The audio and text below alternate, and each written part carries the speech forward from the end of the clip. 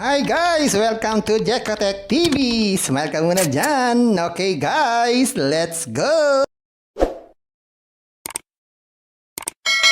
And guys, ito yung kanilang registration form na napaka-simple.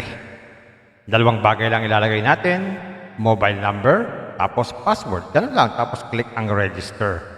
Gawin na natin. Yan, ganyan lang kasimple. Click natin register. So dito nga guys, after natin mag-sign up, ang ating balance ay 0. Pero sabi nila, meron daw itong libre.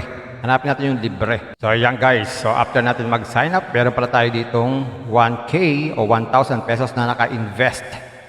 Sabi dito, invested yan ay 12/31/2024. At meron tong earnings rate na 2%.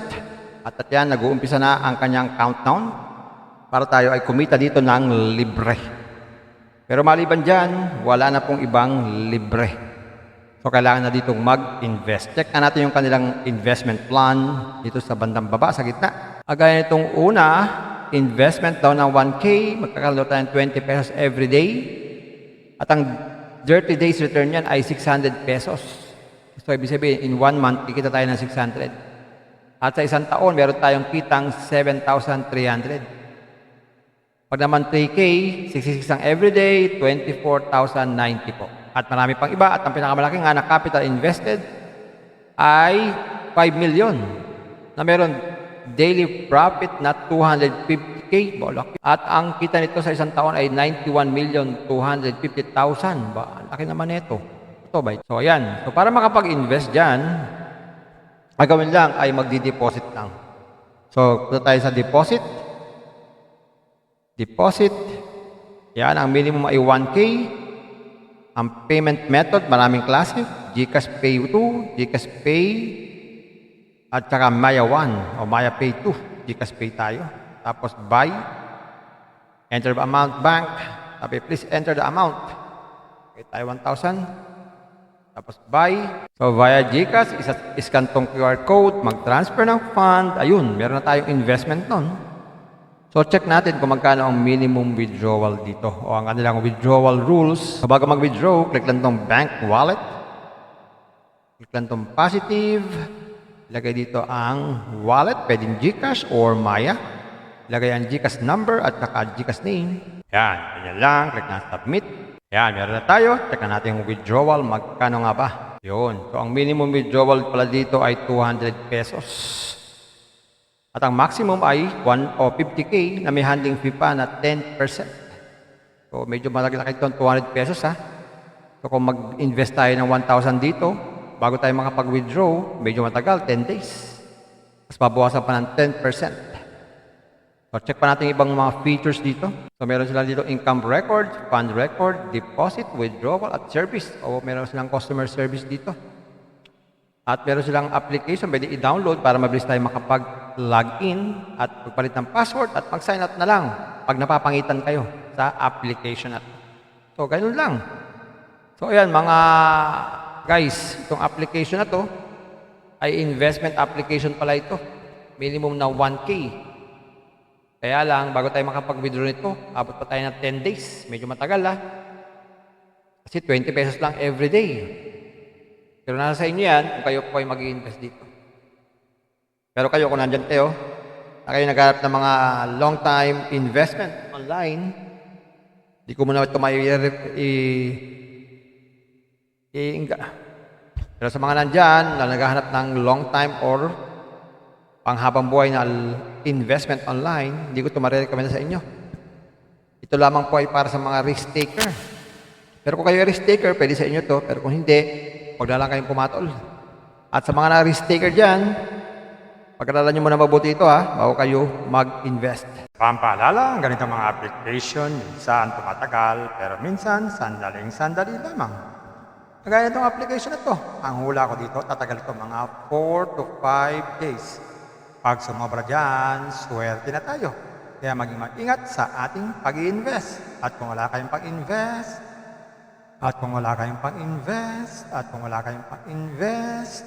kung may free, sa free na lang muna tayo. Kung may free, sa free na lang muna tayo. At sa pampaalala, ang ganito mga application, minsan tumatagal, pero minsan sandaling-sandali lamang. Kaya maging maingat sa ating pag-invest. Pa rin paalala, sabi po sa 1 Timothy chapter 6 verse 10, "For the love of money is a root of all kinds of evils. It is true this craving that some have wandered away from the faith and pierced themselves with many pangs." Totoo po ito.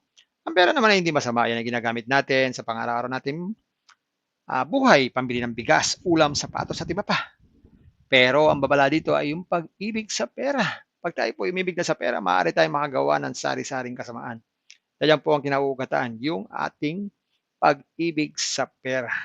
Kaya ito po ay isang babala dahil ang ating ibang mga kasama natin ay nawala na sa pananampalataya. Mas pinili nilang ibigin ang pera. Hindi natin alam kung nasaan sila. Kaya pinag-iingat po tayo dito. Mag-iingat po tayo sa pag-ibig sa pera. Bye-bye. Ingat lagi sa pag-invest. Bye. Hi guys! Welcome to Jekatech TV! Smile ka muna dyan! Okay guys, let's go!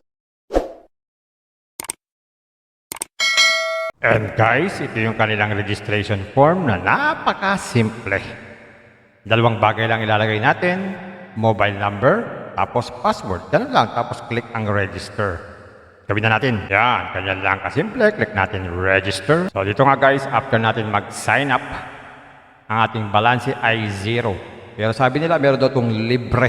Hanapin natin yung libre. So yan guys, so after natin mag-sign up, meron pala tayo ditong 1K o 1,000 pesos na naka-invest. Sabi nito, invested yan ay 12/31/2024. At meron tong earnings rate na 2%. At yan, nag-uumpisa na ang kanyang countdown para tayo ay kumita dito ng libre. Pero maliban dyan, wala na pong ibang libre. So, kailangan na ditong mag-invest. Check na natin yung kanilang investment plan dito sa bandang baba, sa gitna. Agaya nitong una, investment daw ng 1K, magkakaloto tayo ng 20 pesos every day. At ang 30 days return yan ay 600 pesos. So, ibig sabihin, in 1 month, kikita tayo ng 600. At sa isang taon, meron tayong kitang 7,300.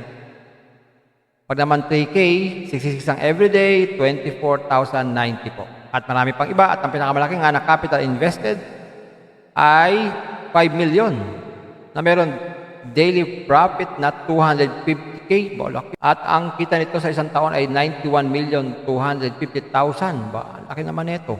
Ito ba? So, ayan. So, para makapag-invest dyan, ang gawin lang ay magdi-deposit lang. So, punta tayo sa deposit. Deposit. Yan, ang minimum ay 1K. Ang payment method, maraming klase. GCash Pay 2, GCash Pay, at saka Maya 1 o Maya Pay 2. GCash Pay tayo. Tapos buy. Enter the amount bank. Sabi, please enter the amount. Okay, tayo 1,000. Tapos buy. So via GCash, iscan tong QR code, mag-transfer ng fund. Ayun, meron na tayong investment nun.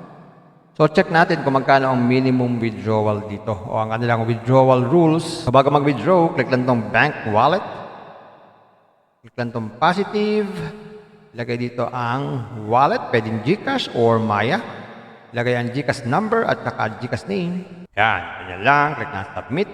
Yan, meron na tayo. Check na natin yung withdrawal. Magkano nga ba? Yun. So, ang minimum withdrawal pala dito ay 200 pesos. At ang maximum ay 1 o 50K na may handling fee pa na 10%. So, medyo malaki-laki ito, 200 pesos ha. So, kung mag-invest tayo ng 1,000 dito, bago tayo makapag-withdraw, medyo matagal, 10 days. Mas babawasan pa ng 10%. So, check pa natin ibang mga features dito.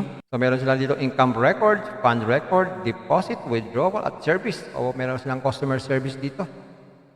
At meron silang application, pwede i-download para mabilis tayo makapag-login at magpalit ng password at mag-sign up na lang pag napapangitan kayo sa application na to. So, ganun lang. So, ayan mga guys, itong application na to ay investment application pala ito. Minimum na 1K.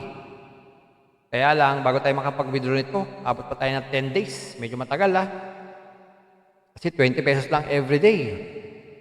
Pero nasa sa inyo yan kung kayo po ay mag-i-invest dito. Pero kayo, kung nandyan kayo, na kayo nagharap ng mga long-time investment online, di ko muna ito Pero sa mga nandyan na naghahanap ng long-time or panghabang buhay na investment online, hindi ko ito marirecommend sa inyo. Ito lamang po ay para sa mga risk taker. Pero kung kayo ay risk taker, pwede sa inyo to. Pero kung hindi, huwag na lang kayong pumatol. At sa mga na-risk taker dyan, pag-aralan nyo muna mabuti ito bago kayo mag-invest. Pampaalala, ang ganitong mga application minsan tumatagal pero minsan sandaling-sandali lamang. Kagaya itong application na to, ang hula ko dito tatagal ito mga 4 to 5 days. Pag sumobra dyan, swerte na tayo.